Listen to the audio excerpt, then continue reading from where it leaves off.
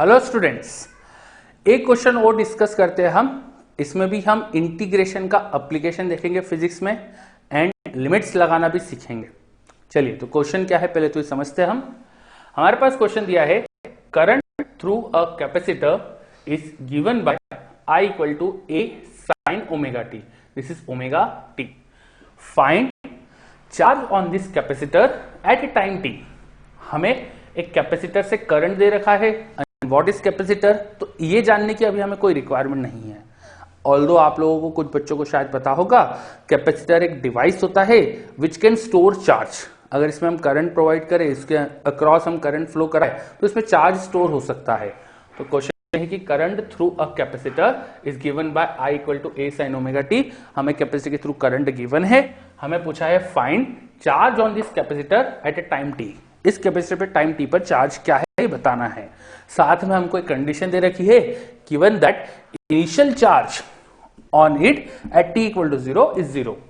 Starting में capacitor पे charge 0 है, टी इक्वल टू 0 पर उस पर चार्ज 0 है।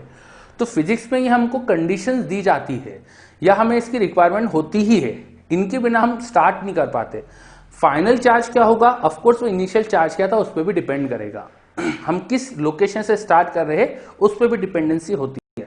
तो मैक्सिमम क्वेश्चन में हमें ये कंडीशंस किसी ना किसी तरीके से दे दी जाती है। जैसे यहां तो हमको डायरेक्ट लिख दिया है कि t इक्वल टू 0 पर उस पर चार्ज 0 था।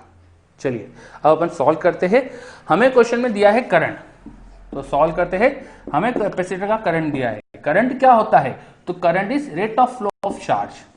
अगर हम चार्ज को Q से रिप्रेजेंट करें तो Q का टाइम के साथ जो डिफरेंशिएशन होता है इसी को हम करंट भी बोलते हैं। तो करंट निकालने के लिए हम Q को टाइम के साथ डिफरेंशिएट करते हैं, हेंस Q निकालने के लिए करंट को टाइम के साथ इंटीग्रेट करेंगे। मैं लिख सकता हूं dq equal to I d t. तो टोटल चार्ज निकालने के लिए मैं आई डी टी का इंटीग्रेशन कर दूंगा, है ना। सॉरी, यहां से चार्ज का चेंज निकालने की आईडीटी का इंटीग्रेशन कर दूंगा। छोटा सा चेंज इन चार्ज वो आईडीटी है, तो छोटे छोटे चेंज का एडिशन मतलब टोटल चेंज वो इंटीग्रेशन आईटी हो जाएगा। अब हमें तो पता है क्वेश्चन में कि स्टार्टिंग का चार्ज 0 था, तो चेंज इन चार्ज को लिख सकते हैं अपन final charge minus initial charge, वो हो जाएगा इंटीग्रेशन आईडीटी।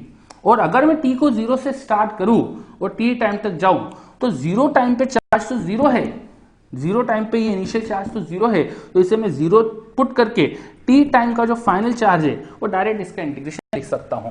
तो मेरे पास एक्सप्रेशन कन्वर्ट हो गया कि किसी टी टाइम का जो भी चार्ज है वो हो गया इंटीग्रेशन 0 से टी आई डी टी। मैंने क्या करा यहां पर, मेरे पास चार्ज का चेंज हुआ था इंटीग्रेशन आई डी टी। इसमें चेंज निकालने के लिए मैंने क्या करा, फाइनल माइनस इनिशियल चार्ज लिखा। Initial charge t equal to 0 का ले लिया और t टाइम के चार्ज को फाइनल चार्ज बोल दिया। तो 0 से t टाइम तक एक्सप्रेशन का इंटीग्रेशन वो 0 से t टाइम में चार्ज का चेंज देगा। और 0 टाइम पे चार्ज 0 था, तो इस qi को 0 पुट कर दिया और फाइनल चार्ज को मैंने qt लिख दिया। यही हमसे पूछा था, charge on this capacitor at time t। तो t टाइम पे कैपेसिटर का चार्ज वो हो जाएगा 0 से t integration I d T. अब I का जो एक्सप्रेशन है वो पुट कर देते हैं। तो I का एक्सप्रेशन था ए साइन ओमेगा टी, इसका इंटीग्रेशन 0 से t वो हमको दे देगा t टाइम का चार्ज। अब टाइम के अलावा ये ओमेगा ए ये तो कांस्टेंट है, तो ए तो बाहर स्टेट अवे कांस्टेंट है, उसे बाहर लिख दीजिए, बाहर लिख दिया मैंने। साइन का इंटीग्रेशन होता था माइनस कॉस, पर t के बदले t का एक्सप्रेशन है, t का एक लीनियर एक्सप्रेशन है, t के इनटू में कांस्टेंट भी है, तो उस कांस्टेंट से डिवाइड भी कर देंगे। बस ये हमने इंटीग्रेशन कर दिया। साइन x का इंटीग्रेशन होता है cos x with minus sine, तो माइनस साइन के साथ cos x लगाया, x के बदले उसका लीनियर एक्सप्रेशन था, तो जो इनटू में कोफिशिएंट था उसे डिवाइड कर दिया, और x के बदले t से रिस्पेक्ट में इंटीग्रेशन है तो t के साथ कराए। लिमिट्स पुट कर देंगे 0 से t, और लिमिट्स अगर अप्लाई कर देंगे तो हमें t टाइम का चार्ज मिल जाएगा। तो t टाइम का चार्ज निकालते हैं, q is a function of time. ये a और ये ओमेगा डिवाइड में है, माइनस साइन भी बाहर ले लेते हैं, तो बाहर आ गया माइनस ए ओमेगा, अंदर ये माइनस साइन बाहर लिया, ओमेगा बाहर लिया, अंदर एक्सप्रेशन में cos ओमेगा टी की वैल्यू में मैं पहले t सब्स्टिट्यूट करूंगा, तो I will get cos omega T. फिर 0 सब्स्टिट्यूट करूंगा बीच में माइनस लगा के, ये माइनस में बाहर ले चुका हूं और अंदर में माइनस लगा रहा हूं, लिमिट्स में जो माइनस लगाते हैं, फिर 0 सब्स्टिट्यूट करेंगे, तो cos आएगा ओमेगा इंटू 0 मतलब 0।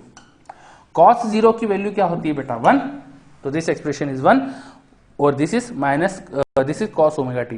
तो माइनस साइन अगर मैं अंदर ले जाऊं तो Q is a function of time हो गया, माइनस अंदर ले आके a बाय ओमेगा, वो पीछे वाला एक्सप्रेशन 1 आगे लिख देंगे और आगे माइनस cos ओमेगा टी को पीछे कर देंगे। तो ये एक्सप्रेशन आ गया हमारे पास। तो charge as a function of time आ गया a by omega 1 minus cos omega t. तो इस तरह से हमने इंटीग्रेशन का फिजिक्स में एप्लीकेशन भी देखा और इस क्वेश्चन को भी सॉल्व करा, साथ में लिमिट्स अप्लाई करना भी सीखे यहाँ पर। तो अब आप समझ पा रहे हैं कि इंटीग्रेशन की फिजिक्स में कहाँ कैसे रिक्वायरमेंट होती है और किस तरह से क्वेश्चंस करना होते हैं। और अधिकतर जगह एक्सप्रेशन सिंपल ही आते हैं फिजिक्स में, जिनका इंटीग्रेशन आसानी से हो जाता है। चलिए, तो अपने इंटीग्रेशन में लिमिट्स अप्लाई करना भी सीख ली। अब एक पोर्शन और बच गया है अपना इंटीग्रेशन का meaning, geometrical meaning, that is area under the curve. उसको अपन नेक्स्ट वीडियो में कंटिन्यू करते हैं। Thank you.